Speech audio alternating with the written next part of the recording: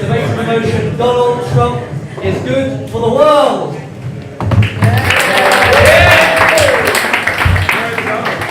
Alrighty. So, before we kick off, my name is Liam McManus. I'm the Big Debate's founder and organiser.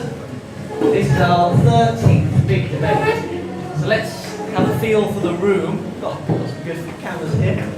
A feel for the room. Put your hand up if this is your first ever Big Debate. Big Debate virgins, quite a few. Big Debate virgins in the room. Alright, hands up if you've been to a Big Debate before. Alright, not bad. We get more and more people that have been before each week, which is heartwarming. Okay, so before we kick off, our frontliners are sitting here. We've got our for the motion and they're against the motion, ready to rock and roll. And I just want to make a few quick announcements to you guys. Well, I'll quickly run through the format. So, has anyone watched Intelligent Square debates before? Someone over there? That's great. Okay, well, this is the format is copied from there. And basically, we have a vote, an initial vote, a first vote, where all of you guys send me a little message on WeChat for, against, or undecided. Don't do it yet, we'll do it in a second. That's first. Then we have frontliner opening statements. Then we have a quick rebuttal phase, frontliner to frontliner. Then you guys get involved with questions, with comments. And we have an all-out, full-scale debate. Then we have closing statements, one frontliner and one volunteer audience member for and against the motion. Then we have a second vote, and the side that changed the most minds will be our winners. Let's do a quick show of hands as well. How many Americans are in the room tonight? How many Americans? Okay, and how many people? Not you. And how many people live in the world? Not so many of us. Okay, cool. So we can kick off in a second. Oh, for the frontliners, you've got an awesome assistant. Her name is Lydia. She's got the worst job in the house. She's got the bell, and she's going to ring it to tell frontliners and you guys to shut up. So the frontliners and the opening statements, you guys have 4 minutes each, and Lydia will ring the bell to give you a 30-second warning. So 30 seconds to shut up time, and then I come in right and tell you to shut up if I need to. And then, when you guys get involved, the frontliners get 2 minutes until the bell goes off to tell you to be quiet, or contributions, and audience members, you guys get 1 minute for your contributions, your questions, or your comments. So we're really being concise and staying on the point for this big debate. Okay, let's do the first vote then. So my WeChat is on the screen, it's on a bit of paper, it's hopefully on your phones. So grab your phone and log into WeChat, find my little face. My English name is Liam, my Chinese name is Ai Fu Shuai. Really funny Chinese name. And you just vote with one word, just one word, for, against, or undecided. The motion is Donald Trump is good for the world. So if you're for the motion, you agree Donald Trump is good for the world. If you're against the motion, you disagree Donald Trump is good for the world. If you're undecided, you're undecided. So just send me one word. Keep the votes as ethical as possible. As non-dogmatic as possible, as ethical as possible. Okay. Has everybody voted? Anyone need some help? Also, we've got a... I need help. You need help? How to vote the... So you just write the word, send a message to me on WeChat. Okay, I see. 要翻译为不信管线 for against undecided. There are toilets outside, bathrooms outside, there are drinks in the bar. We're going to do a break about halfway through, if you guys need a quick break to express yourself, maybe buy a drink and get some food. Okay, let's get started. So, first up, arguing for the motion, we have Dylan Luber. Dylan Luber is not called Dylan Luber. Dylan Luber is called Dylan Lubber. My mistake. Dylan Lubber is British and he identifies as an Italian male model, a billionaire, as well as the winner of the Big Trump debate. Dylan's inspirations are Martin Shkreli, Trixie Mattel, and David Hasselhoff. Round of applause for Dylan.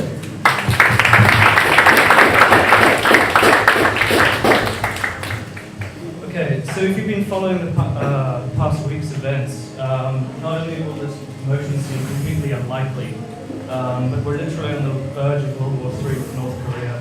America's about to have a second civil war, and if that's not bad enough, Donald Trump is a racist, sexist bigot who hates Mexicans. He's any type of ism or is or phobe that you could possibly imagine him to be. For many people, this man is literally Hitler. I think if you really want to understand this debate and understand...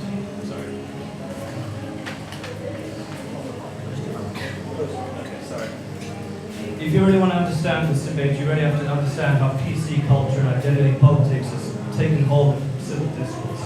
It's a discourse that, while it claims to be for diversity, absolutely hates diversity of opinion. What we have with Donald Trump is someone who doesn't toe the line with identity politics, doesn't toe the line with PC culture, and for that, people hate him. Just for a minute, try to think of a single positive article that you've read since Trump has been elected that spoke about Trump well. And with the last administration, try to think of a negative article that anyone ever spoke when people spoke about Obama.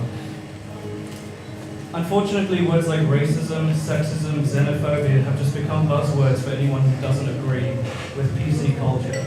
I've been called racist plenty, I've been called xenophobic plenty. I don't even know what it means anymore.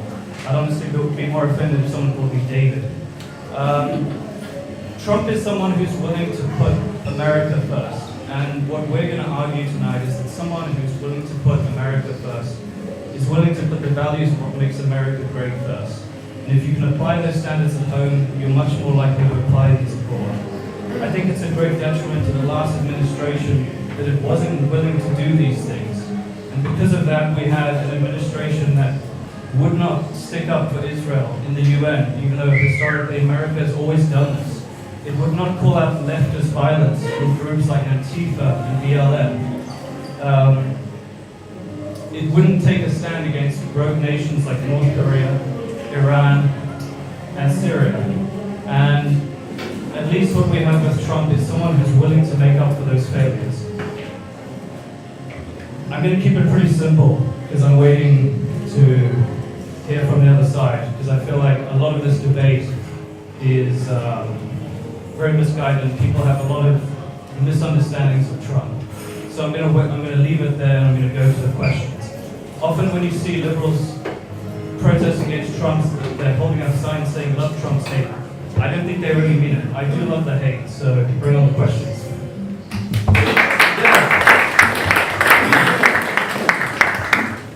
Just a reminder, the 4 minutes is uninterrupted by the audience. So if you really want to clap, you can. Other than that, it's silence for our opening statements. So first up, arguing against the motion, Donald Trump is good for the world, we have Jeffrey.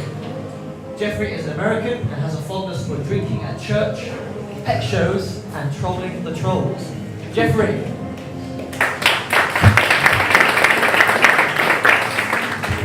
Thank you, Liam. Defensive Dylan, that was really nice to hear. I enjoyed every moment of that. So please see my slide here, and some of the things I think on the upper left here. Trump is good. I actually really like Trump in some ways. I really enjoyed watching The Apprentice. I didn't really necessarily like his decision-making skills at the time. And I think he's really good, and he's good for himself in a lot of ways. There's a few ways here. Secret Service protection for life as a president. He can make himself more money. We'll get to tax returns soon. He'll get a presidential library in 4 to 8 years. Real fake news psychology all over it, right? And number 5 is something I want to talk a little bit about. Psychologists have, I think, 5 areas of personality. One is conscientiousness, openness, agreeableness, neuroticism, and extroversion. Now, he is very extroverted, he talks with a lot of people, but at the same time, he scores by psychologists lowest on agreeableness. So he is the most stubborn president probably since World War II. Also, he has very quick access to nuclear bunkers, which brings me to a question. Everyone can raise their hands. Who would like to die a fiery death from a nuclear explosion? Right here. Right here. Great. We have 2. I want to hear a bit more. Okay, so with Kim Jong-un, we know that this is kind of a real deal, right? He does have the codes. You can see here what's going on with South Korea. Is that minute or 120? Okay. So yeah, we can see what that's about. It's really about, it's not about South Korea, it's about North Korea and China. You can see also with Erdogan and Duterte. Duterte's killed a few hundred people, he says. Erdogan has staged a coup. He has also rigged a referendum that was congratulated by Trump. Duterte is invited to the White House, by the way. He's the first president since 1969 to have called, since 1979 normalization with China, to have called the president of Taiwan, or had a call with that. Again, Taiwan has de facto independence, but not de jure independence. So this is a break from the norm of a president. Melania doesn't even like him. There you go, okay? Also, Abe and Merkel, our allies, don't like him. Next slide. Okay, so he's bad for geopolitics, but he's also very bad for U.S. politics. The Electoral College gives more votes to many of the red states you see here. It has done so since 1800. The people he hires to back him. You have DeVos, she can't fucking spell. Jeff Sessions, he has a lot of racist comments he's made in the past. You have a neurosurgeon who is in charge of housing. You have Scott Pruitt, he doesn't believe in climate change, he's in charge of the EPA.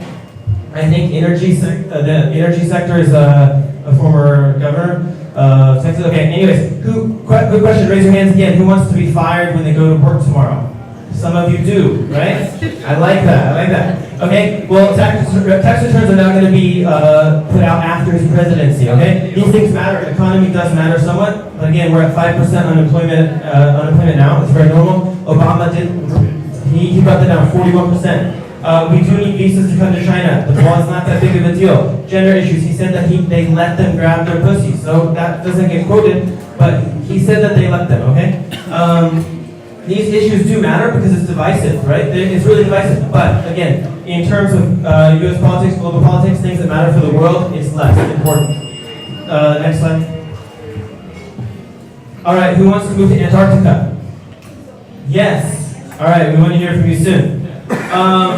So Paris Climate Agreement, it's not perfect. We know that it's not binding. It has some good things though, because it has it allows every 5 years for it to be revamped. U.S. is the only country except for Syria, which is not really a country, and Nicaragua, who didn't sign it because they think it's not strict enough. Okay. I guess I'm done. Thank you, Jeff. My apologies, I should have clarified. Jeff had a special bell system to his own talk. He was having a bell every 1 minute 20 seconds to coincide with the BBC. Everyone else just has the 30-second bell. That's why you heard 3 bells going on. Okay, second up, arguing for the motion that Trump is good for the world. We have Keith Williams. Keith Williams, we had a big Trump debate last year, pre-election in October. Keith Williams frontlined pro-Trump in that debate, and he was on the winning team. He's back here again tonight to try and keep that victory alive, and he believes it takes bold leaders who aren't afraid of ruffling a few feathers. Keith Williams.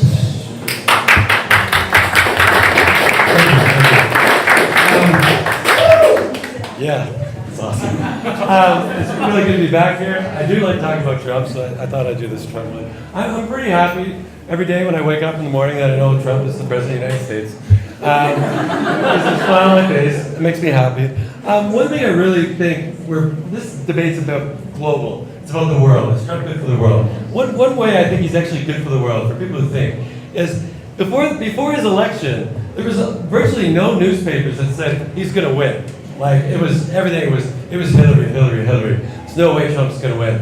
So that win what he gave us with that win was the fact that we can't really trust the news.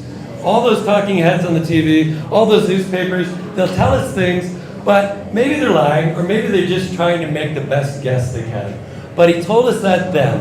And since then, he showed us that then. And since then, we have seen the media. They have gone off on Trump is bad for this, bad for that, bad for the other thing. The fact of the matter is, he hasn't been in power very long. It's really hard to say whether he's good or bad for the world. I'm going to say it's good for the world because we just got to see the true colors of the media. All right? They like to, in the moment. Journalism is about in the moment, telling a story that may or may not be true, and we won't know until some time has passed. That's generally what journalism is. All right? It's in the moment. So we're watching that, and my partner brought it up. But we've seen the Russians, there's this conspiracy, there's this going to take them down, there's this thing, there's that thing. Every week there's something new. I think Trump really likes it, actually. I think he's trolling the media, and I think he quite likes the exposure. So that's one thing we benefited from. Another trend I've seen in the world for a long, long time, not my partner, but my adversary over here, he brought up Erdogan in Turkey. I thought that was kind of interesting because I was living in Europe when he was the darling of America, and he was going to bring democracy, a better democracy to Turkey, and they were inviting him. He'd be in Germany, Merkel and them, everybody's all good friends, and we really see his true colors now. So that man was actually the darling of the West, and now he's kind of turned into a heel. I don't think he's anything like Trump, but that story about Erdogan is about globalization. It's about, I was researching the other day, I was researching 21st century skills. And if you're into education, you can kind of think of it as like technology. We're gonna teach kids how to use computers and do things. That's gonna help them for the 21st century. But I was actually reading UNESCO's statement on 21st century skills. And it's all about integration, taking down borders, globalizing people, allowing people to go anywhere in the world and live wherever they want and understand each other. So it's kind of about bringing down national boundaries, national borders. Now, I know in this room we got a lot of people from a lot of different countries, and probably there's quite a few people that are proud of the country they're from. And I find that with Trump, with something I'm seeing in the left, in the United States and in the world, is that if you're proud of where you're from, and you happen to be from a first world country, then you're part of the problem.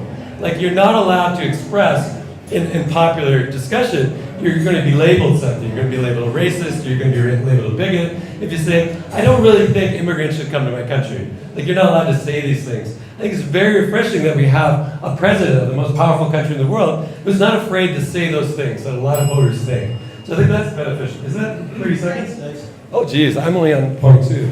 All right. The number one thing I really like about Trump is that he doesn't stay on script. I read the headlines several times. Trump went off script. Trump went off script. I want to ask you, what is a script for? Why do we have scripts? What's a script for? Where do we use them? Planning ahead. Scripts are for actors. They're people that fake things, right? And he goes off script. So I must really, I'm done. Thank you very much.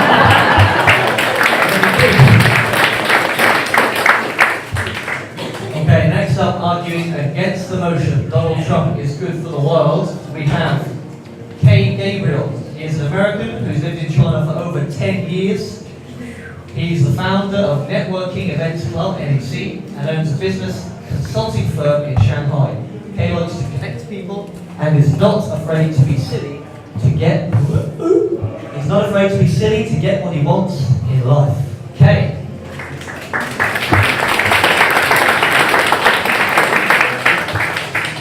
I listened to my opponents speaking just now. I think 2 people have already mentioned that they're done. So I don't want to be done. So I'm going to wrap up very quickly before my time. I got 4 minutes, right? This guy looks very cool, right? Yes. And the picture also looks very cool. Donald Trump. And we're supposed to be arguing if it's good for the word or bad for the word. I'm not here to tell you who is good for the word or who is bad for the word. But I'm just here to clarify a little bit about the President of the United States. It says that we have to respect culture, we have to respect women, we have to respect immigrants. That's what a lot of people say. They said if you go into other countries, immigrant, I'm an immigrant. I said I'm from the US, but people always say it's like, hey, you're from America? Yeah, where are you from? Dallas, Texas. I mean, where are you from? And I'm like, Dallas, Texas. I mean, where are you from? That thing always makes me want to bang somebody in the head when they ask me that question. Because I can tell you where my family comes from, but I've never been there or lived there, so I don't actually know much about the place. So once you ask me where am I from, I try to tell you where I come from. And if you ask me again, I'm thinking in my head, what's going on with you? So we have this mister here with a very good idea that it is okay for the word to separate. It is okay to build a boundary between one country and another country. Don't get me wrong, border is good. We need to build that. American first, I love that. I've always wanted that because we use that to cheat the whole world. When we say American first, that means you are in a big trouble. We're coming to your backyard to take everything you've got. All right, so American first is good. He's also a good man. Can you imagine someone who get a loan from his father? How much was the loan again? Can somebody remind me of that? To start his own business? That's $1 million. Is it $1 million? I wish my daddy gave me $1 million. Probably I would be the president of the whole continent of Africa right now. If they could be a president, I definitely be a president of the whole continent. So Leonard Trump is good. He was married a couple of times to immigrants. Have a wife that speaks English, very good. Probably better than me with a funny accent if we have to sit together or something. But still, he still does not love immigrants. Or people say he loves immigrants, but he just has policy that makes him feel like American needs to come first. That's on his own side. But what I believe, or one of the reasons why I'm here to go against the motion that Trump is good for the world, is if you go through the whole elections, like he mentioned that Trump doesn't stay on script. Good, you don't have to be on script. Scripts are for actors, yes. But you still need to know what you're talking about. You still have to know what you're doing. You still have to know how to get the job done. I go to a mechanic to fix my car. He pull off the pipe and go, I think this is the problem. And then he goes like, that's not the problem, stick it back. And then another one. And by the time they finish doing this, my car is definitely done. And he goes like, I'm sorry, I don't think I can fix this. I'm like, man, you just broke my car down. That's what we got in the United States. So is Donald Trump good for the world? I'm not going to tell you he's a bad guy. He's a successful guy. He has a family. He borrowed $1 million. He didn't throw it into water. He built an empire. Whole building, casino and everything. But he bankrupt a lot of times. So what we're supposed to be doing, I guess I have to say I'm done. Okay. But we're going to be arguing for it, and I hope to hear more. Thank you.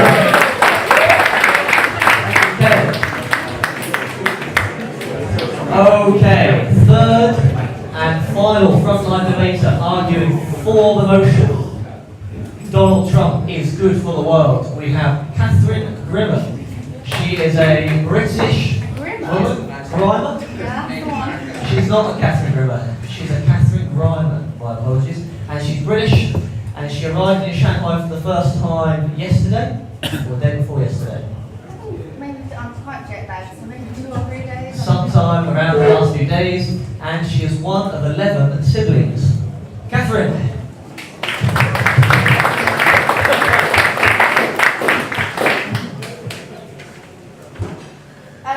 So I'm definitely not going to take the whole 4 minutes, and I'd like to preface it by saying I used to hate Trump too. I used to think he was a racist, he was a bigot, mainly because I'd never read anything in my life, and I just didn't try at all. I just avoided it with my heart and soul. And then someone said to me, why do you hate Trump? And I said, well, because he's a racist, and he's a bigot, and he's sexist, and he's all this. And they went, when did he do anything that was like that? And I was like, and we go check, and we read something, and then as I read it, and I was like, oh, he's not actually any of those things, and people are blowing it right way out of proportion. The reason why I like Trump mainly is because he's so anti-PC. He says whatever he thinks. Everything he says is slightly offensive, but so what? People should grow a harder shell. They should get over the fact that someone maybe hurt their feelings, and that's why I like him so much. I think that's the biggest problem that we have today. Forget North Korea, forget all these things. The main problem we have is that everyone's weak. Everyone's so sensitive to someone saying, oh, you're fat. Oh, I'm so upset by that, I'm going to cry, and they call you a fat shamer. You know what? It's ridiculous. And also another thing is that the people who are getting so offended, they immediately resort to violence. And I don't want to bring up what you said earlier, but you said you would bash someone's head in because they, asked where you were from. People ask me where I'm from all the time. I've never, want to hit them for it. So I think that's a problem. Things like Antifa, I don't want to say it, but Black Lives Matter, things like that. Groups like that just cause issues over absolutely nothing. And I think Trump definitely, he's starting a phase where we're going backwards a little bit, but it's all right because people need to man up. Because people are so childish, basically, the children just getting upset over nothing. And that was my main point because I'm a bit jet lagged, so let's stop very early with this back.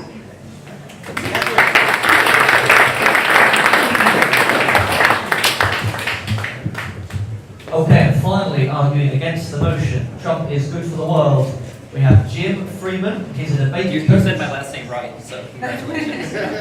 Jim Freeman is Jim Freeman. And he's a debate coach affiliated with the National Speech and Debate Association of China. He's from the US, where he led his program to a top 5 ranking. Jim's students won the local division of the Shanghai Regional Debate Championship this May. Jim.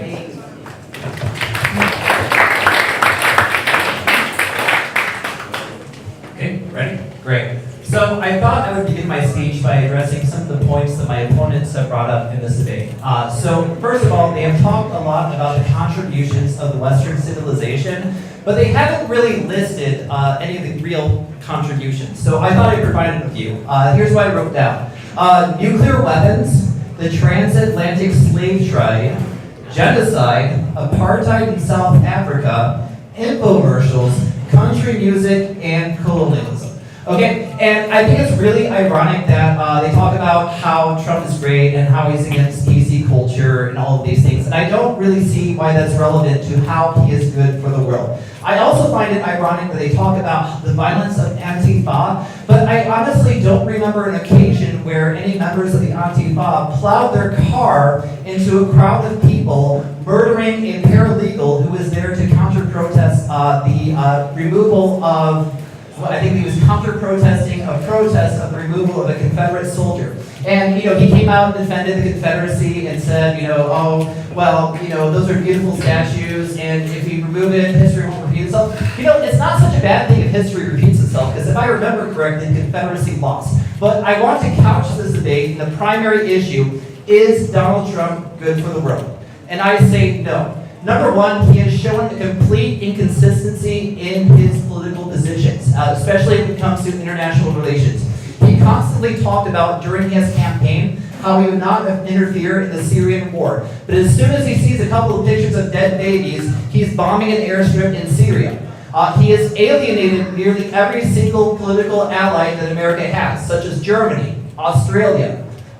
Hey there. So who else did I write down? Sorry, I gotta check my notes. Australia, we got Germany, we got parts of the UK, we got, China. One day he's talking about how great Xi Jinping is, the next day he's talking about how China won't do anything to resolve the conflict with North Korea, and the next day he's threatening a trade war with China over tariffs and things like that. And it really shows to me that this man does not have a comprehensive plan and how to address the world. Additionally, I would like to address my opponent's arguments about how they talk about the distrust of the media. But let's talk about the media that Donald Trump trusts. We're talking about InfoWars, a group of people led by Alex Jones that thought the Sandy Hook shooting, which murdered dozens of elementary students, was a staged event by the United States government to justify gun control.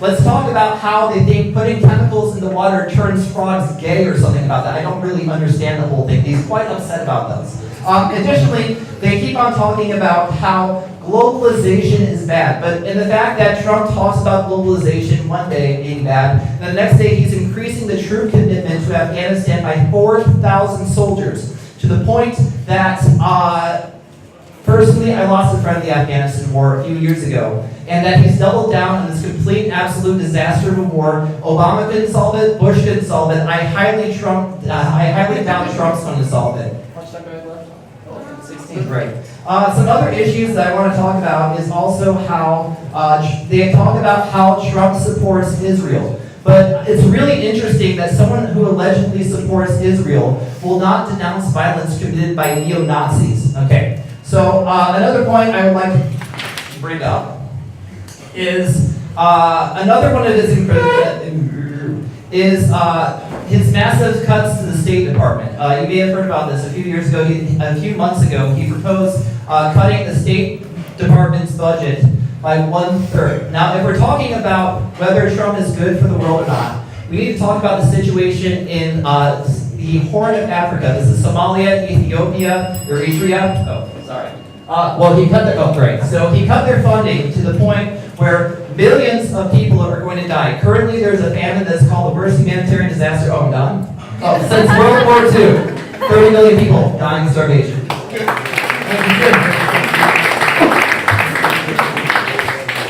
Okay, and that is our first round, opening statements. Next round, we have a rebuttal phrase. We can get through this quite quickly, but just if any of the frontliners are buzzing or on their seats, they just want to refute something the other team said, but keep it short and sharp, and we'll keep the timer on, the 2 minutes, but try and make it quicker. Let's go.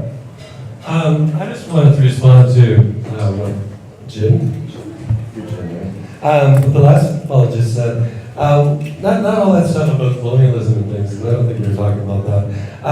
But what he said about Trump not really being a good leader, or maybe good for the world, I think he's inconsistent. So he says one thing, he had one idea, like he's gonna pull all the troops out of Afghanistan. Here's an example.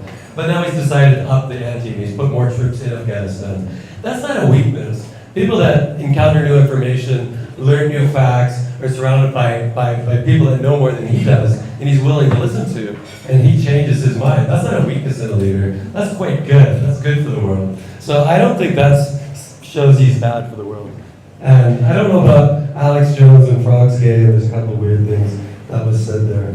But I don't think Trump is flip-flopping. I think he's just taking new information and making better decisions. I think that's a sign of a good leader. Okay, cool. This side, were you buzzing, sir? Yeah, I was buzzing just for her what she said, that it's okay for us to go backward. She mentioned it when she was speaking that it's okay if we could go back again because we have Trump. I think that's what you meant to say, that it's okay if Trump is not staying on track and we could go back to where we were before. But I say it's not okay. I mean, a lot of people here say it's not okay for us to go back to where we were before because we want to move forward. We want to live in the world that we could feel like we all are human beings. Like we have the same mission, to respect each other mutually and to have some kind of like cooperation with each other, not divisive, but also bringing each other together. So I refuse to say we should go backward to where we were before. I said we should keep moving forward. That's what I refer to. Okay. All right then. Quick one, Jeff? Go on then. Yeah, I just wanted to, you guys mentioned some things about media. I think that's not necessarily a bad point. But in general, I mean, regardless of where the media is coming from, whether it's maybe from the Chinese government, or whether it's coming from Breitbart, or whether it's coming from CNN, there's always going to be certain bias involved with that. So I don't necessarily see Trump as railing against that as too bad, but I also don't see why it's a good thing. Right? This is already kind of the situation we have with media, is that there's different opinions in it. So how can you show that that's actually good? Okay, and Catherine, I just want to quickly jump in. Our host nation will come up in this debate, and that's okay, but I'm going to do a firm stamp on anything that gets close to criticism. So we're going to tread a fine line when talking about our host nation. Okay, Catherine. So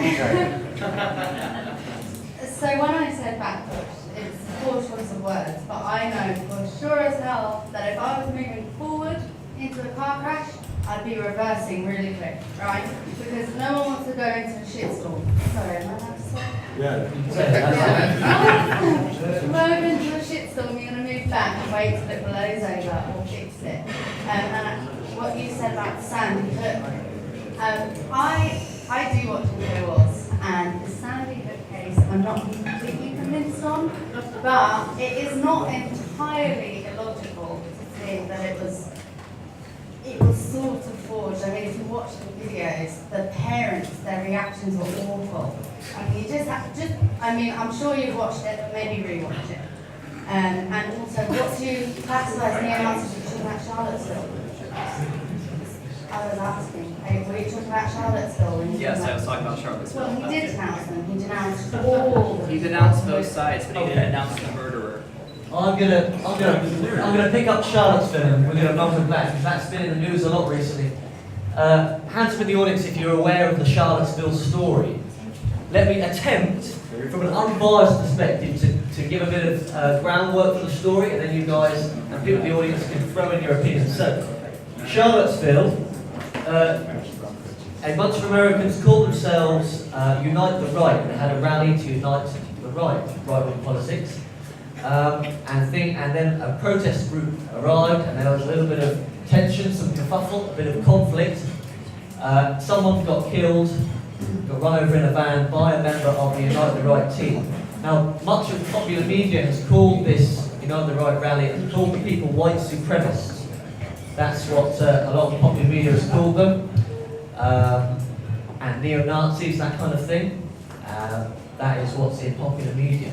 So what is the truth? What is the real events of Charlottesville? Should we dig deep into that? And the point about Trump is, Trump was under criticism for not being firm enough and denouncing the supposed white supremacists and those neo-Nazi groups, apparent groups in that event. So let's take on that. Let's get down and dirty with it.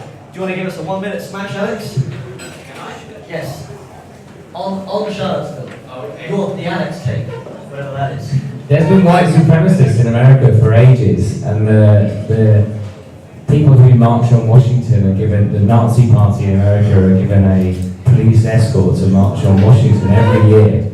And it's terrible, and they shouldn't be allowed to do this. They shouldn't be allowed to think this, but they're allowed to because of free speech, and that's fine. And I think it's great that they are, because we should allow people to think whatever they want to think, even if it's moronic.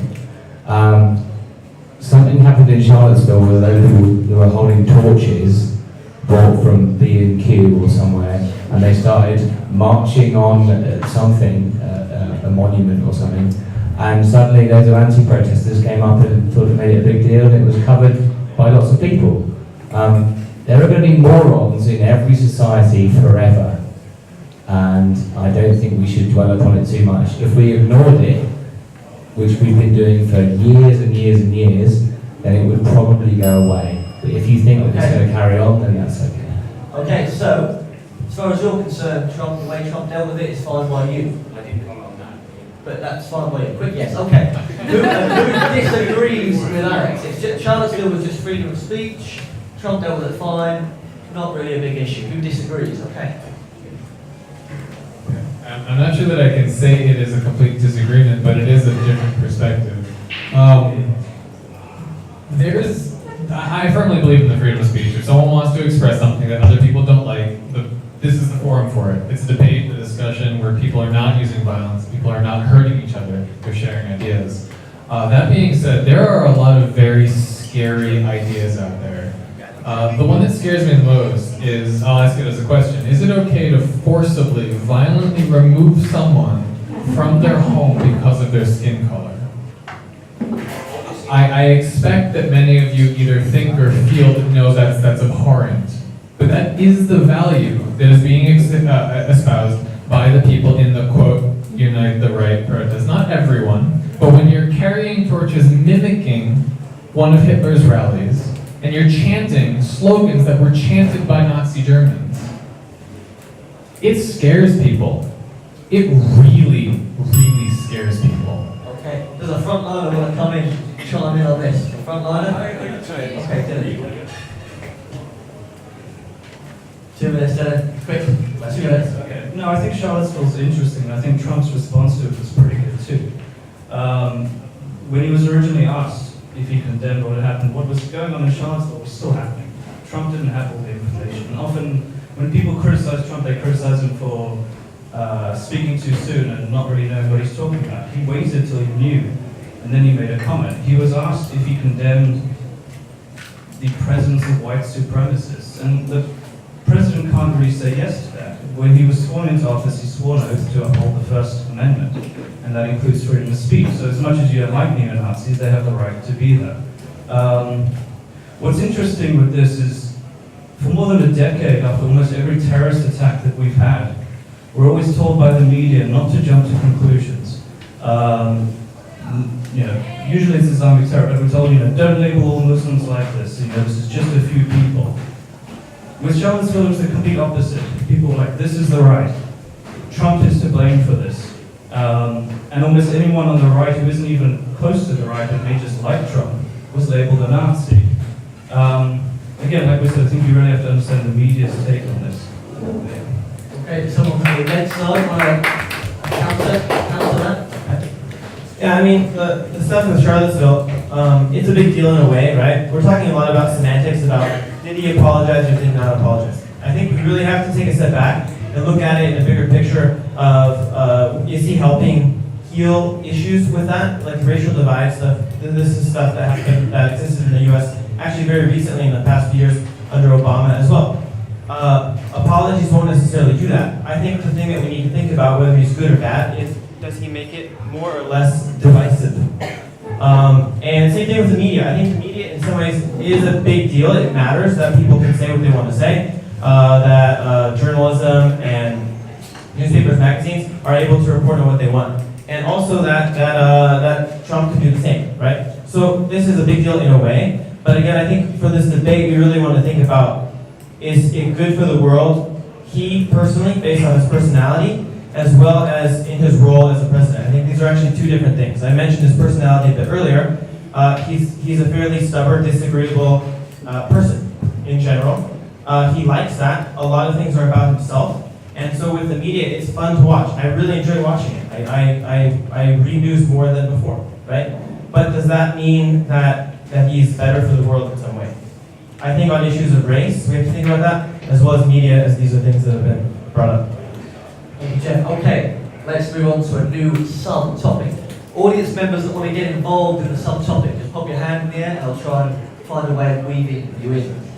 Let's move on to another topic that's been hot in the news, North Korea.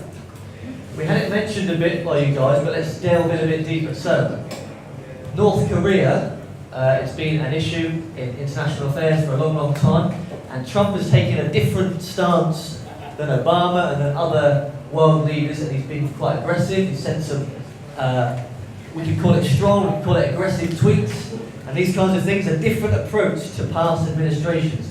Is this good for the world? Is this a strong leader building security for the world, or is this someone using language in a dangerous, irresponsible way? What's the truth? Okay, Keith. You could probably predict what I'm going to say. I think it's good the way. I don't like this act, by the way. I think it's good the way Trump actually handled it. He's not backing down. We've watched North Korea for years and years and years in the West. This is a very small country that doesn't play nice with anyone, and they're developing missiles and lobbing them at peaceful countries. And all the other presidents, all the other leaders are all like, oh, maybe we should appease them, we shouldn't piss them off. This is an angry little child over here, and they might throw their prams, they might throw their toys out of the pram, oh God forbid. So Trump just called his bluff, and I like that. You need, if America's the #1 country in the world, if America's leading the West, you need a leader of that country that will stand up and say, yeah, I'm calling your bluff. You attack us, we'll turn you into a crater, basically. Fire and fury, the likes the world has never seen. And James Mattis, I must mention him, he's backed them up on it, right? And we could talk about Syria and some other issues in the world. They're being tough. We talk about Afghanistan, bringing extra troops. They're there to solve things. That's That's what leadership is. I don't think I want to see another Western leader say, oh, Kim Jong-un wants something, oh, he's getting angry, let's give it to him. I think we should get rid of him. So I like Trump's stance. Okay. Who disagrees? Who disagrees? I like the point. I'm pretty much sure they were going to say like the point is good. It's good that Trump voiced out that if you throw a stone in my house, I'm throwing bomb to bomb the hell out of your little kingdom. It's good to say that to call someone bluff. You know, Kim Jong or whatever, Kim Jong-un wanted to do something and you can come out and say you want to do it. But the only thing that I don't trust this guy for is sometimes when people don't know what they're doing or when they don't actually know what they're talking about, they just talk about it. It's just like you give a kid a gun and they just tell you, I'll shoot you, and you think they're kidding. And you go like, no, you don't even know how to use that. And before you realize, you're like, holy shit, I'm dead. If you can say that in heaven, you know? That's what I thought about Trump when he's calling someone's bluff. He's the president of the United States. He has all the power.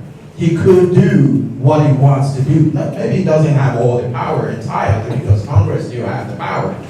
But he does have some power that he could use. So I do give him credit for calling Kim Jong-un bluff, but I don't think it was the right thing to do moving forward. Because the story with North Korea and America is something that you have to read deep into. We also have a lot of things that we have to be scared of as well. We got Japan, we got South Korea right there. They're paying the bills, like Trump says, they got to pay the bills. So the protection is there. We got to be careful about how this thing could backfire if something could happen. If Trump actually keep up with what he's saying, and Kim Jong-un also keep up what he's saying. Will Kim Jong-un have nuclear power? Yes, 100% he's going to have it. China does it. We came up with ping pong to solve the situation. We probably might play basketball in 10 years' time to solve the situation in North Korea. Bet me on that. All right? Okay. If anyone's got anything to chime in with North Korea, we can move on and yes. Sorry? What do you say about Japan? I didn't hear. No, I was mentioning that we have to protect Japan and South Korea. Korea. Japan's gonna. No. We said we have to protect Japan and North Korea. We said, sorry. A few years. North Korea? A quick comment, yeah. Quick. Yeah, just a quick one. I like to talk about the rhetoric about eye for an eye. That rhetoric, I really do like it. But at the same time in the campaign, Trump mentioned that North Korea would not develop a nuclear weapon, and they have one now within 6 months. Okay, we're on the international security, other nations topic. So let's move on to, some of you guys said your opening statements, we've heard about Germany, Trump's relationship with NATO. Kay just mentioned then how Trump is being a partner on people paying their own way, like South Korea, protecting themselves more. How does this impact global safety? Is this good for the world? Is this bad for the world? How does it, yeah? That part's good for the world. If NATO members aren't willing to pay their fair share, we don't need NATO. Okay? The United States is two oceans removed from Russia and Ukraine and all these other countries the Germans pretend to be scared of. If Germany's not willing to pay the 2% of GDP they promised to, then why should we? On your map of the board here, we complain about the electoral college, which is the rule of the land since the Constitution was written. Donald Trump won 31 states, including 6 that Barack Obama won twice. How come? Maybe one of the reasons is that Americans are tired of being told everything is our fault. It's not my fault when people starve to death in Africa. It isn't. It's not my fault when Africans have civil wars. And $30 million cut from the State Department will not change anything ever in Africa. And if it does, let the Germans pay their way. I hear that Angela Merkel's now the leader of the free world. Good. Let her send some money down to Africa and stop the humanitarian crisis you're complaining about. Okay, do I take that on?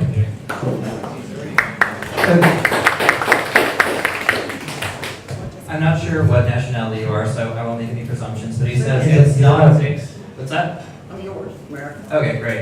He says it's not his fault that Africa's a mess, and it's not my fault Africa's a mess. But when my opponents are talking about the greatness of Western civilization, one of the reasons why Africa is a mess right now is because throughout their entire history, we have been interfering in their conflicts. Talk about Somalia. Talk about the movie Black Hawk Down. The United States got involved in a conflict there in 1992, triggering a massive fustercluck, switch the first two words around, that caused this whole entire situation that has led to the drought. Let's talk about the bombings in Yemen that directly contributed to the famine there because farmers are too afraid to grow up there and grow crops. It is definitely the fault of Western interference that has led to these famines and disasters in Africa. Thank you very much.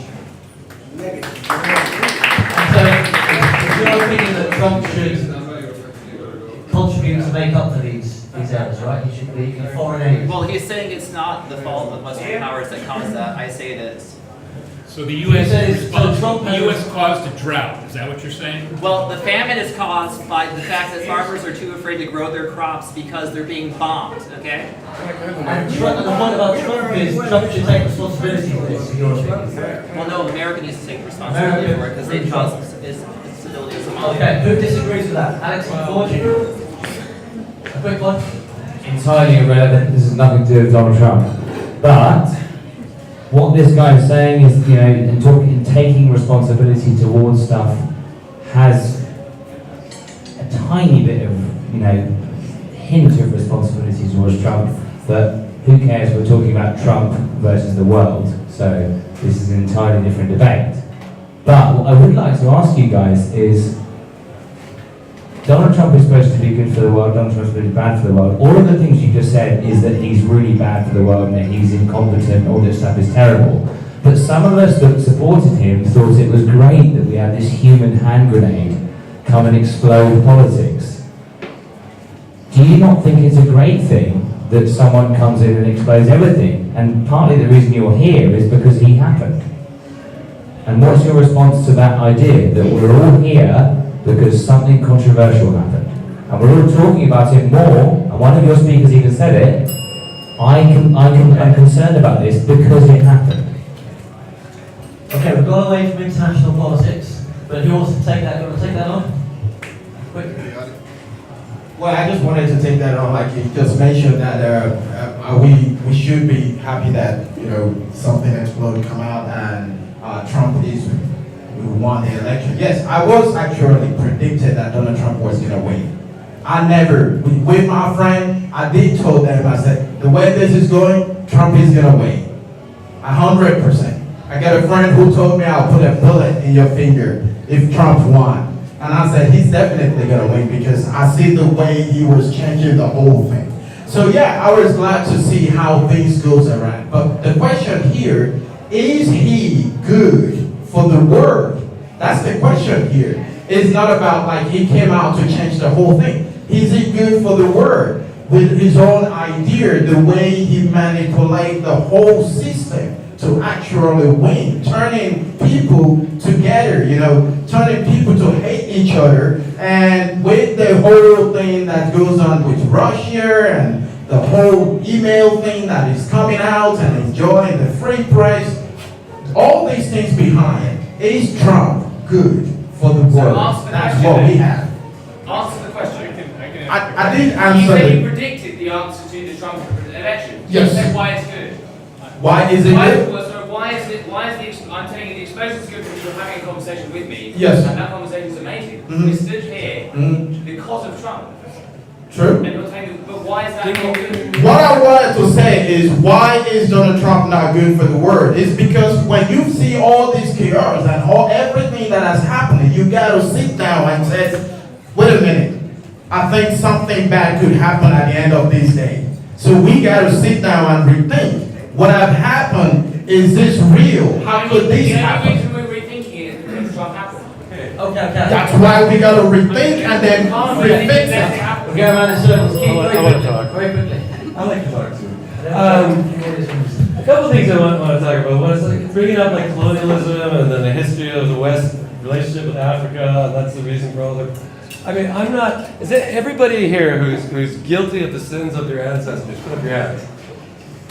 There's like 4 people that are guilty of this. Like, we did not do anything in the colonial times. Like, let's just forget about all that. The history's real, but we didn't do it. That's not really us. That's not really Trump. Another thing about Trump, how long has he been in power? Right? How long has he been in power? Does anybody know? 6 years? How long? 7 months now? All right? It's been a very, very short time. So, yeah, there's problems in North Korea. There's problems in the Middle East. There's problems in North Korea and there's problems in the Middle East 30 years ago. All right? It's not because of Trump. But what I do like is that he's helping to start solving them. One of the things with North Korea, there's not going to be a war. North Korea backed down. That was good. All right? They're not going to lob any nuclear bombs or bombs. That's a good thing. So, I think I see some good in the international community. I don't think Trump is the cause of the bad things that exist in the world. They existed long before Trump was born, all right? And they still exist today. Maybe he can help solve them, but it's not really on him, all right? Africa has a tough time. It's not Trump's fault. Okay, so, quick bit of audience interaction, then we have a quick break. As far as this motion, I think it's important to remember that as President of the United States, he is a public figure. And public figures are different from us because they are responsible for everything that they say and everything that they do. So whether or not Trump, what he's good for, what he came into, a clusterfuck like any other president. He's not responsible for it, but he does need to deal with it. What we've seen, I think he has been inconsistent in the things that he has supported and the things that he has not talked about up front. I would say that Trump is not good for the world because he encourages this thought of, division and separation and walls around the world. Is really bad. We already have those issues. We actually need more words and more things, or whatever I'm trying to say. We actually need more thought put into, okay, how do we not do this? And America, as our stereotypes of freedom of speech and all that stuff, we are the leaders of that thought. And it's being ruined publicly. Okay, and there, we will take a quick 2-minute break. The bar is there, the bathroom is there. 2 minutes, a round of applause for the first half of the big competition.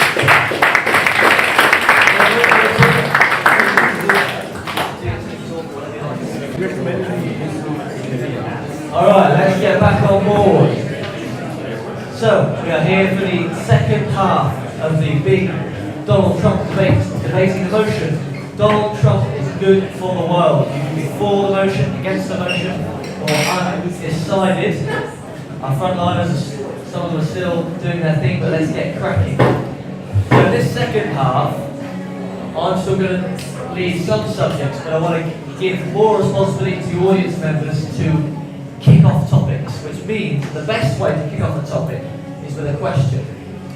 So, if I say, let's have a new topic, and then we have hands up, and if you can ask a question, ideally, well, to one side. So, I have a question for the for side, X, Y, Z. I have a question for the against side. You can also ask a specific person if you want, and that is one way we can kick things off, and also we're taking audience comments, questions throughout. The next section I want to lead us through is let's talk about a new topic. Jeff mentioned it briefly, is climate change. Now, Big Debate's had a whole climate change debate. We don't want to spend a whole day on this, but a big thing that Donald Trump did is he pulled out of the Paris Agreement, and that means, which was quite a bold move. What does the for and against side of the people in the room make of that? Is that good or bad for the world? Is it good or bad for the climate? We've got anyone that wants to take on pulling out of the Paris Climate Change Agreement? No one wants to talk about the weather. We've got no Brits in the room. No one wants to talk about the weather. Do you want to talk about it, Mark? I want to say other things, and I don't want to use up my speech card. Alright, who wants to talk about the weather? Otherwise, we can just sack off the weather if no one cares. I can mention it. Alright, give us a quick climate change. Climate change what? I actually participated in the climate change debate. I was on the side that it was a big problem and we actually won. I'm quite proud of that. I think climate change is a huge problem. My opinion on the Paris Accord is way too little, way too late. And it's just a document that a bunch of politicians got together and signed so they could pat themselves on the back, and we're helping the environment. And the bill was going to be footed by American taxpayers. So I'm actually like, Trump said, what the hell with Paris climate agreement, I think was a good move, because it wasn't going to solve anything. All right? It wasn't going to solve anything, and Americans are going to pay for it. So he's elected by Americans. I think he did a good job. If anyone wants to disagree, come on there. Jeff or Tish.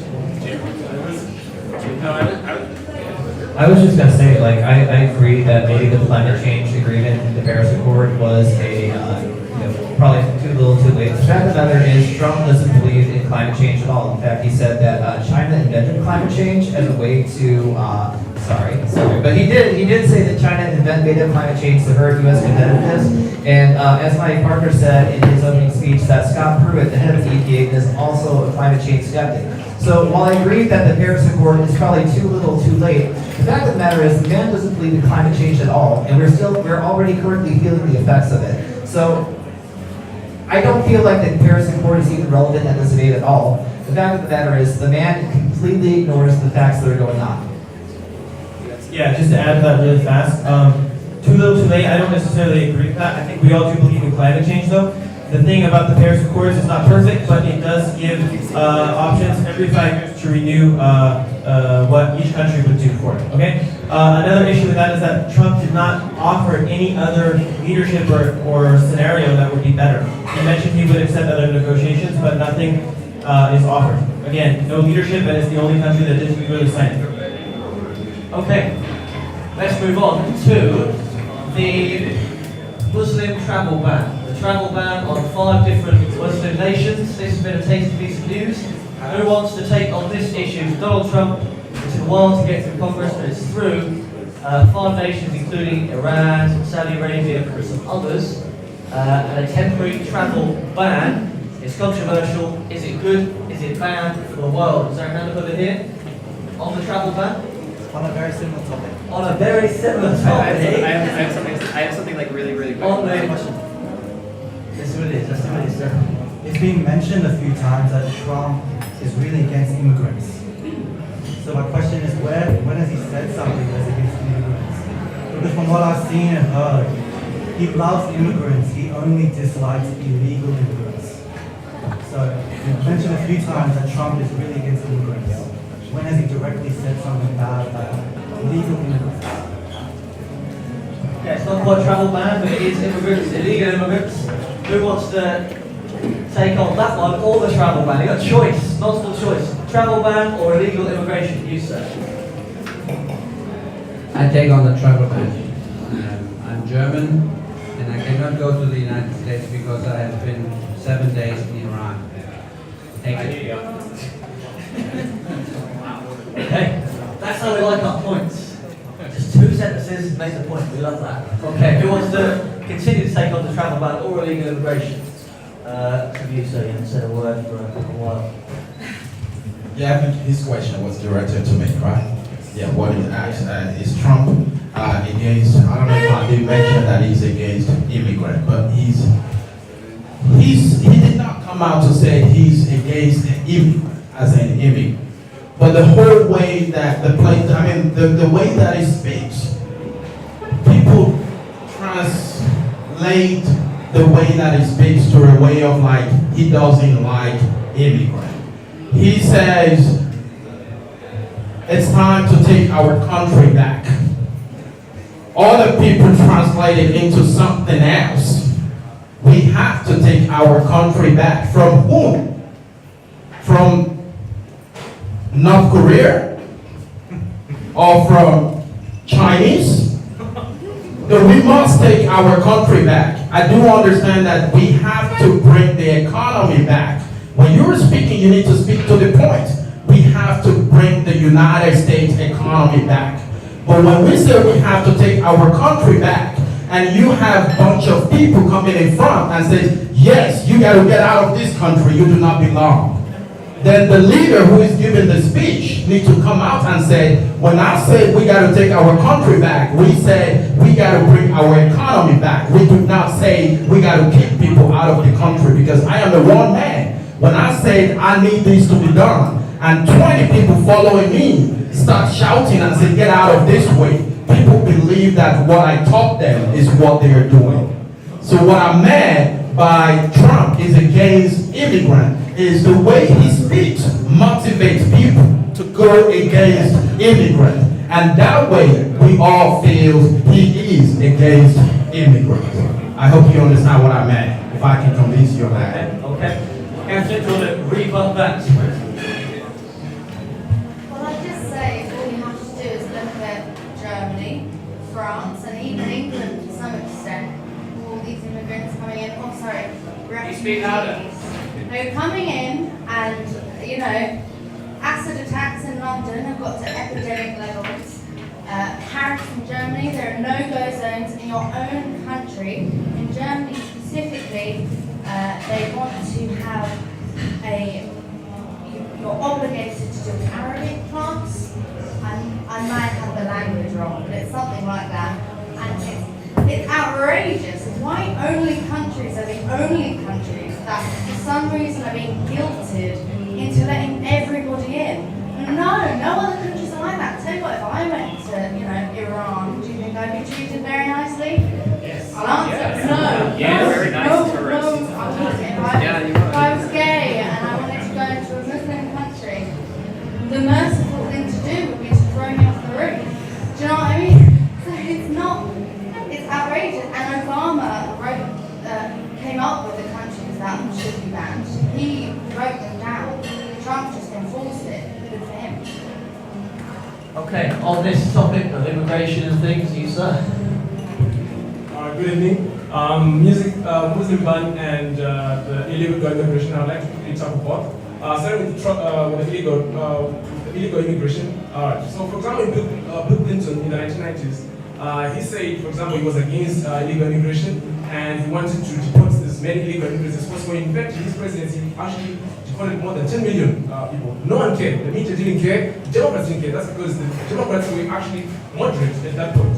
Now, they have moved so far left now that they would like to actually allow immigrants and illegal immigration to go on as much as possible. And now when Trump says he wants to build the wall, they're very much against it because of moving so far. Now, on travel ban, if you look at the travel ban, you have to look at it as revised by the Supreme Court recently. And if you look at it, let me just if you look at it now, actually now people are allowed from all those 5 countries only if they have relatives, which is actually a good thing because if you look at some of the revisions that were made, that was the Obama administration that advised against some of those countries because they realized that there was a lot of terrorists and there were no proper governments in those countries. So in many ways, Trump is actually good for the world. Okay, thank you, sir. One more voice on this, and I'll have a new topic. Okay, the Trump travel ban wasn't perfect. He should have included more countries, right? Saudi Arabia. But Yeah, I was going to say that. the people of America were scared. They were scared of terrorism. Trump said he would do something about it, and he did. Essentially, it's just a 3-month waiting period, which is what happens all the time. I mean, if you want a visa to UK, that can happen, and there's no warning or anything. Trump just said it. That's really the ultimate scenario, really. Okay. And let's talk from the other side. Well, okay, Jim, take this whole immigration. Okay, one thing really quickly. I want to correct something. Saudi Arabia was not part of the travel ban, and the majority of the September 11 attackers were from Saudi Arabia. Guess who built hotels in Saudi Arabia? Trump. Additionally, there is a statistic out there. One of my esteemed partners. Please don't interrupt me. Please Who was don't. taking money from Saudi Arabia? Please don't interrupt me, sir. Let me finish my point. Okay, so how many of the September 11th attackers were from the countries on the travel ban? Answer me that. No, zero. None. Zero. My esteemed partner was talking about a child with a gun. In fact, in America, you are more likely to be killed by a toddler accidentally shooting with a gun than a terrorist attack. Yeah. Except if you're 49 gay dudes in a club. He wasn't and that happened what? 2 months? Let's stay on this topic. It's all getting hot. Let's keep getting hotter. This is a direct response to that. The list predated Trump. He just enforced that they were banned, but the list was from the Obama administration. So the fact that Saudi Arabia is not on it is not Trump's fault, but it actually predated him. Okay, Okay, we're feeling hot. Does someone want to move this topic even further? You've been up your hand up for a while. Go on, Keith. Yeah, I just like to say, I don't like this mic. I just like to say, like, it originally started as like, is Trump against immigrants? Isn't his wife an immigrant? Yeah. Yeah. So he's obviously not like, oh, I hate immigrants. But yeah, she's a legal immigrant. And my brother is a Canadian who's an American citizen, and his wife is Chinese who's an American citizen. And they both went through the whole process to be legal Americans. And those people, whether they're Chinese or they're Canadians or anywhere else, they go through the entire system. They do not want illegal immigrants in the United States either. All right? Those people are vehemently against it because they paid their dues, they ticked off the boxes, they went through it. Why should other people be allowed to walk in and just claim the rights the other ones work for? So I think Trump's completely right to be against illegal immigrants. As for the travel ban, yeah, it was Obama's ban, and I think it also should include Saudi Arabia. I'm not a big fan of Saudi Arabia, and when Trump was on the campaign trail, he once toyed with the idea that Saudi Arabia, they should go to war in Saudi Arabia instead of Iran because they're the sponsors of terrorism. So I don't think he's going to be allowed to do that because there's other power structures in the United States. But Trump did say that. I remember him saying it. So that's my 3 Okay, cents. let's move on to a new topic, audience generated. So it can be a question for the against or the for team or for a person, or it can be a comment. Let's have you, sir. Anything to do with Mr. Donald Trump? So, I mean, we've talked about a lot of topics here, but one thing, the whole title is Trump good for the world? Can we talk a little bit about what you think is good for the world and how he either achieves that or is going against that or failing to achieve it? Do you want to direct that question to her side? Can I direct it to both? Let's pick one. Pick one. All right. Since we're going with the affirmative, let's direct it to the people who are doing in favor first. So the for side, justify why Donald Trump is good for the world. What exactly is good for the world? Could be someone in the audience that wants to take it on. Okay, Alex. But keep on the general question. Yeah, the reason why it's good for the world is because the people who are on this side over here have only realised their opinions since he was elected to government. You've only decided on these opinions, and the only reason why you're here, and the only reason why we're having debates like this, is because he was elected. So it doesn't matter whether you agree or disagree with what he's done and who he is, we're having this debate, which is great, because he is where he is. We're having opinions being thrown about politics in a debate in the back of the camel in the middle of China because of people like Donald Trump. The explosion happened and now everybody has a political opinion. And it's great because we can now work out what we think about politics. And you're having that realization now, and it's fantastic for you. Whether you agree or disagree with anything that's been said already. Okay, who wants to... Yes, Mark? If Alex gets to talk 3 times, then I should be allowed to get my say. You keep coming back to the same argument that, well, now we're talking about it and that's good. A bomb went off, as politically speaking, and he changed the world and he upset the system, and now we have something to say and that's good. Why is that automatically good?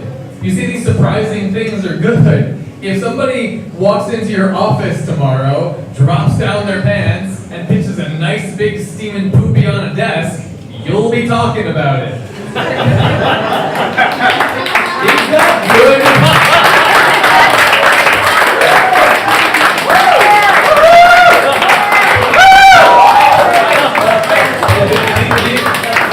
Yeah, bullets don't count for my size.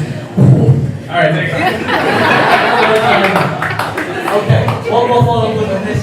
Alex, I know you really want to talk, but we mentioned about the debates. So I came to the last debate. It was my first debate, and so the reason I came back and wanted to speak is because it was awesome.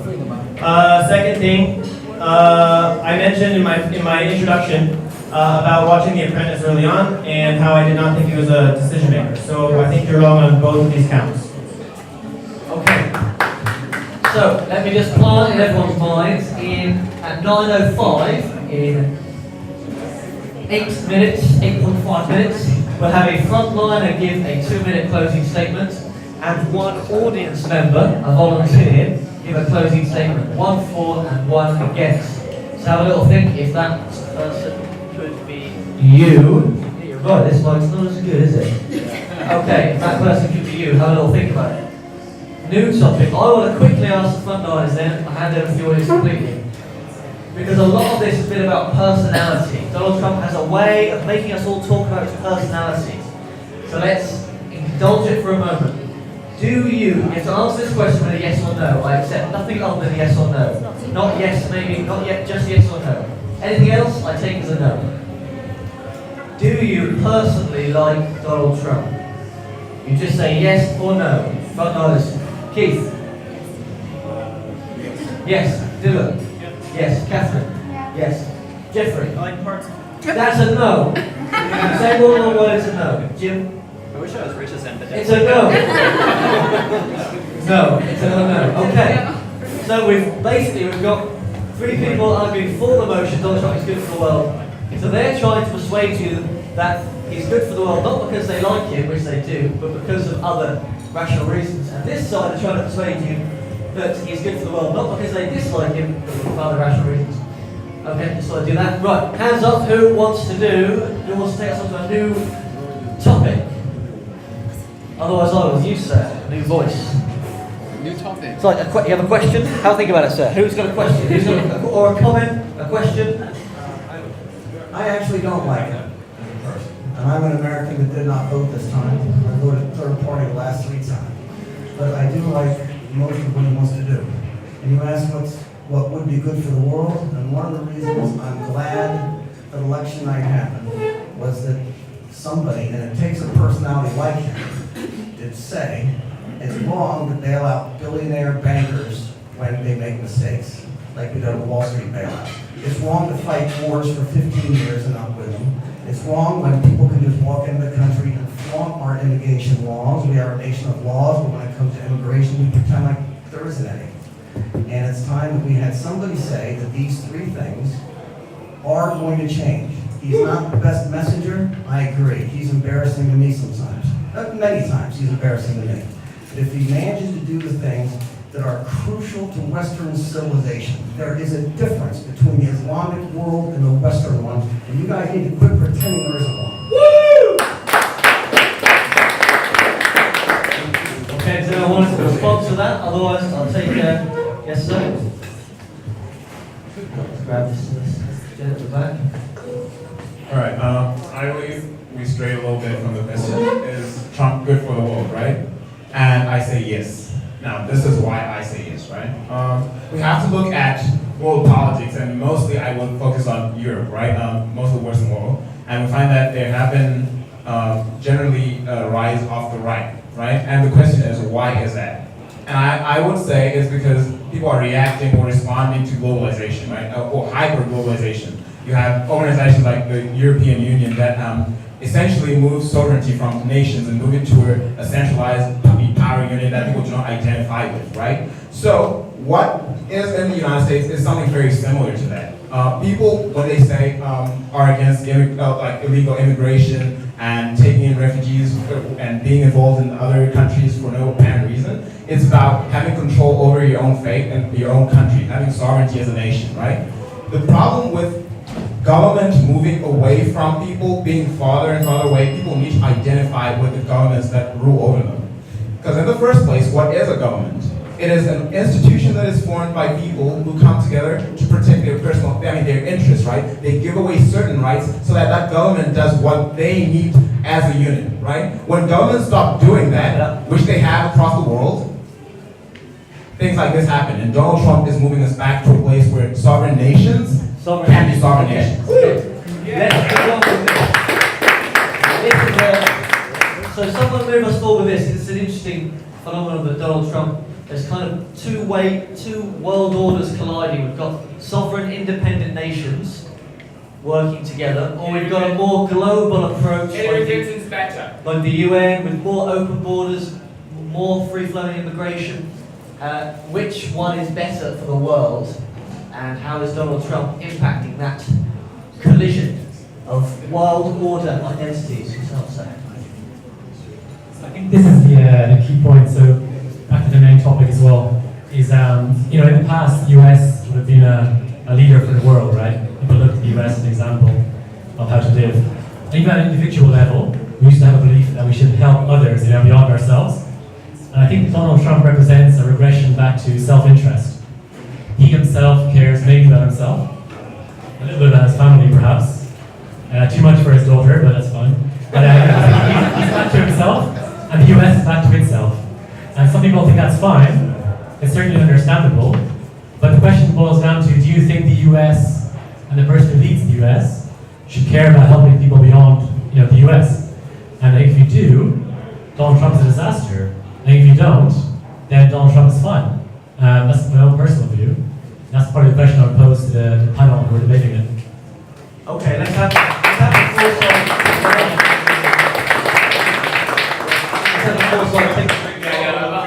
Does the foresight disagree with his analysis and have a different interpretation, or take on that? The best thing that the left does is say that if you don't agree, you're a bigot, which is basically. No, hold on, let me explain. So that's pretty much what you've just said. If you think we should care about other people, if we think we should care about other people, then you're on our side. If you don't, you're on Trump's side, you're a bigot. That's basically what you said. But hold on. He's the president of the United States of America. His main concern is caring about Americans, which he is an American, so he's going to do what's best for him and the best for his country. So he's done that pretty much. He's doing it. He hasn't been in long enough for me to say it's going to be great forever. You know, he might have something stupid, but you can't just, that's the greatest trick. It's so devious that the left is just brought in this thing where if you say anything that they disagree with, you're a bigot, you're racist, you're sexist, you're homophobe. So my point wasn't that you should care, my point was, should you care? It was a question, it wasn't a statement. The question was, should the US, people who live there... Well then, no. That's a simple question, simple answer. That's my answer. Okay, difference in philosophies, that's what we love, that's what we love. You'll move us forward, sir? A bit of a rant, a 1 minute rant. Is this the good mic? It's the awesome mic. So you said something about Donald Trump not caring about anyone other than himself, and I remember reading an awesome story about this. I'd just like to share it. And it basically goes that there was some 3-year-old kid with a terminal illness that Donald Trump lent his plane to. The kid didn't fly it, I'm sure someone else did, to then get the kid to get some treatment. Now, if you look at that, that's one small example of where he helped a person because he could, right? Now, we're not really calling into question his character. Is he a bad man? No one thought he was an evil bastard on The Apprentice. You just thought he was some whacker with a funky haircut, right? Or no hair. So, the question we're talking about today, is Trump good for the world? Economically, yeah, I think there's some interesting things happening because of him. In terms of people dying, I don't have the stats. So what do we have? We have change. Is change comfortable? No. People like change? No. I'm sure there's a bunch of studies that say we fucking hate change. We get all upset about it. So I think the world's changing because of Trump. I think almost all the countries in the world and politicians are freaking out and very reactive to him. Now, change isn't always fun, right? But change is what gives you growth. And we are spot on 9:05. So, frontliners, who's going to come up for the for side? I can. Okay, who's going to come up for the against side? Okay. So, hands up in the audience, who wants to come up? And frontline, for the motion, Donald Trump is good for the world. So, your hand, sir. What's your name? Rufero. Rufero. I'm going to learn it in a moment. Hands up. In a moment, Alex. Hands up. Who would like to frontline to give a 2-minute closing statement against the motion Donald Trump is good for the world? Okay, it's Mark. It's Mark. So we have our frontliners. No, we have our volunteers. Then our frontliners close the night. So first up, it's let's get it right. What is it? Rufaro. Yes. Ah, Rufaro. Round of applause for Rufaro.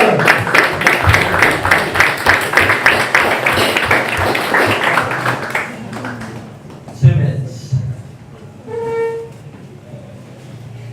Right. People have gotten accustomed to politicians who sugarcoat everything they say and lie to them, and they can no longer stand the truth. I am in a college in the United States, and as most people know, college culture is probably the most repressive place you can be in the United States. And these are places where you're supposed to learn, where you're supposed to question each other and grow from discussions, right? So if people want to know what political correctness does to inquiry, over time, when it really gets to where it does get, you need to go to a college campus, probably in the Northeast, where you have older, good colleges, and you have kids who have no clue what's happening. They protest everybody who disagrees with them. They are violent, they are loud, and that is the world that Donald Trump stands against, right? He stands for strong nations, which is a good thing, because what happens is when we have globalized systems, people will eventually, this is a long-term thing, they will always go against that. This is historical. People assume that working together and integrated units of government is a different thing. I believe governments should work together, right? But I do not believe they should all merge and do the same thing, because this is ahistorical. In the past, every mega empire has fallen. They cannot work together because people need to identify with their government. People give away their rights to a government they identify with so that it protects their interests. Now, people do not have the same interests across the world. That is a fact. So every time, for instance, somebody talks about immigration, I think Americans will obviously talk about their own interests, and that's why they vote the way they do. Every country has the right to do that. However, that does not mean countries cannot care about other countries. Here's a solution, for instance, that people do not like to talk about, to the refugee problem, right? When people argue about the refugee crisis and how the United States might help, they're talking about taking maybe 10,000 people from the Middle East and bringing them to the United States. That's about the extent of it. How about Jordan, which is an ally, which has millions, and needs finances to take millions more? That is a solution that could work. But if you brought that up, if you are against immigration and against you're definitely a bad person, you're a bigot. Okay, thank you, thank you.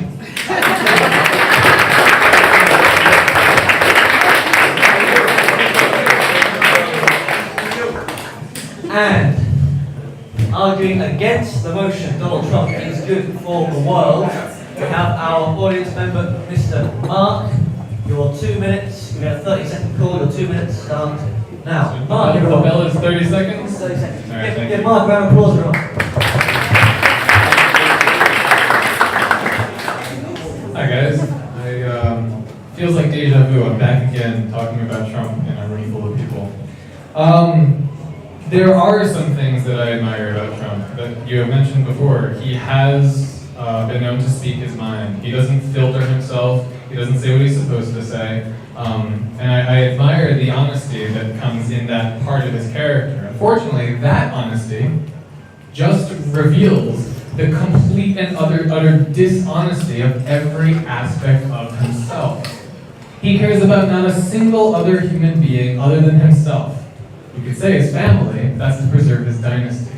There's a book called The Dictator's Handbook, and explains how a person comes to rule a country with no moral consideration, with pain and violence and suffering. And Trump is taking those steps. We knew he would take it when he was elected, and he's continued to do it. By discrediting the media, saying, oh, fake news, fake news, fake news. He reduces trust in how people keep their governments accountable. He creates disorder and disarray amongst his own party, amongst the other parties, and amongst social groups in the US. And by doing so, he says, hey guys, look, I'm the only one who can keep this together. Just trust me.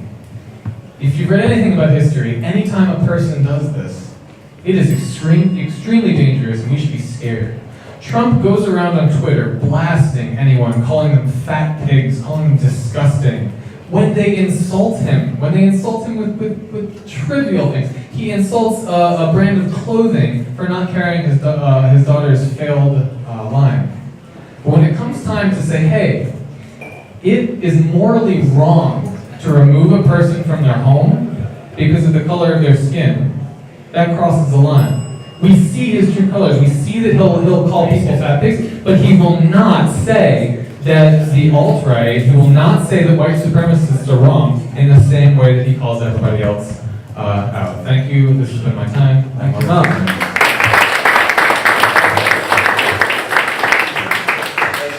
And I'll remind everyone in the audience, it's uninterrupted. The closing statements are uninterrupted. Uninterrupted. No booing.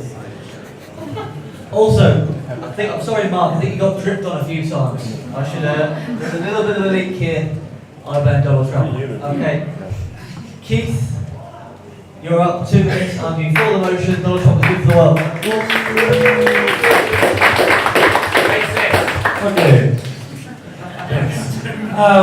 I want to go back to my opening because I missed a few things, and we kind of come around to it here at the end of the debate about Donald Trump and the world. And some people come up and they talk about the nation state and the responsibility of a government to work for the interests of the people that support them.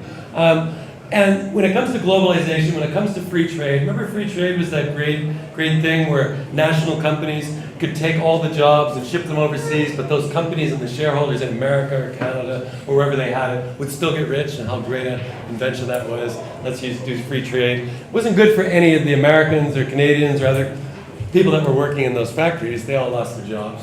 But the media went ahead and said, this is great. Our education system, our UN, our global governance system, the EU, prime example, no more borders, free movement of people. Let's give away our identities, all right? We're all just one big happy family. Let's let everyone come in. But during that whole time, you had leaders of countries, you had the media, you have your professors in university, you have all these people saying, this is the way the world's going. It's all inevitable. And then we have Trump. And then we have Brexit, right? We have these things come on and they say, whoa. The actual people on the ground were never supporting their governments to do that. They were never supporting the academics who said it. And what's happened, I believe, and what Trump shows us, is that politicians have lost touch with the people they're supposed to be governing. And the vote for Trump was the vote to say, hey, listen up, we're not gonna just follow along like blind sheep anymore. We want someone that will speak what we want to say ourselves, and we have no voice to say it. And that's who Trump is, and that's why he's good for the world.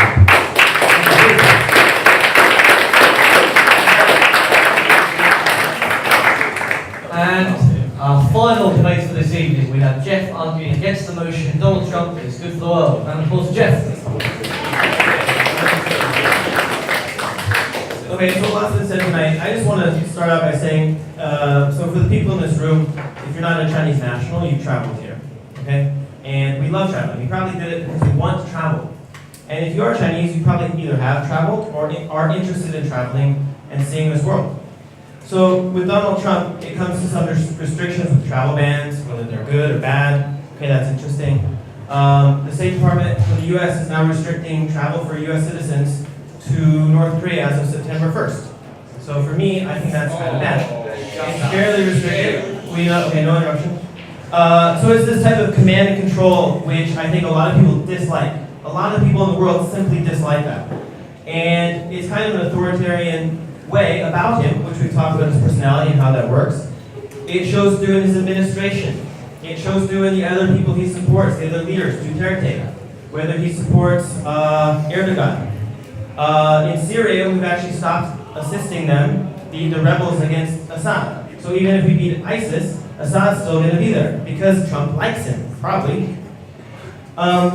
Systems, we want to change systems. A lot of people are pissed off, and that makes a lot of sense, right? Not everyone likes NATO. Not everyone thinks that the U.S. should rule NATO, okay? And we should rule Europe. Not everyone thinks that we should be in Afghanistan, although we're going there again.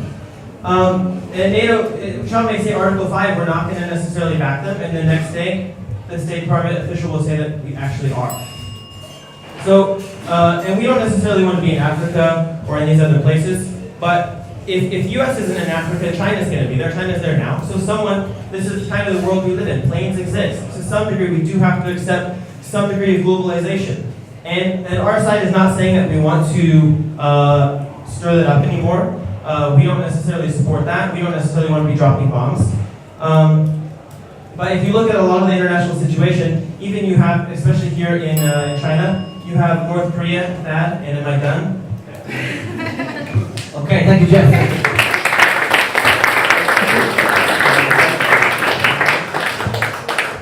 So that concludes our big debate on the motion, Donald Trump is good for the world. Let's have that final vote. So So, take out your mobile phones, log into WeChat, find my little face, it's Liam, it's Eiffel Schwein, and you just need one word only, for, against, or undecided. For, against, or undecided. You can get your friends to work here. So just one word, for, against, or undecided. You can vote by someone else. Just mention it. Okay, I'm going to take a super quick 5-minute break for drinks and for the results to be counted, and we'll announce the results and the next big debate in 5 minutes. One more round of applause for our frontline debaters in the soul.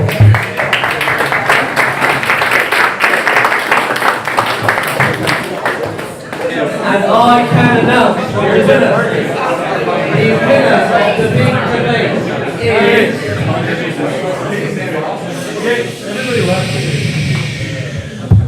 Got a few people left in the room, which is nice. The winner of the big debate will be announced in a moment. I'll just quickly announce our next big debate. It's here in the Camel. It's on, we'll see what day it's on, I think it's the 20th.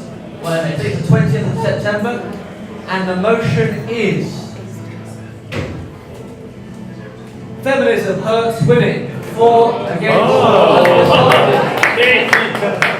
The 20th of September, here at the Camel Limited, feminism hurts women, for, against, undecided. A lot of women. Okay, now we have the results of the first vote. On the motion, Donald Trump is good for the world. The first vote, the results are for 18%, against 46%, undecided 36%. So the big difference, remember, is the side that changes the most minds, the first final vote that wins the debate. Not necessarily the highest percentage, the biggest change in votes. Let's do a drum roll. And the final vote are... Yeah! 4% plus 2%, the four sides win this big debate. Great!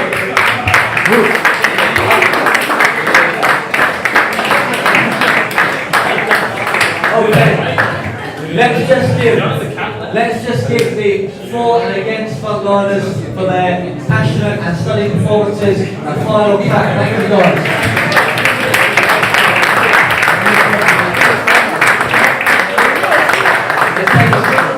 It takes a lot of balls to come and reserve balls.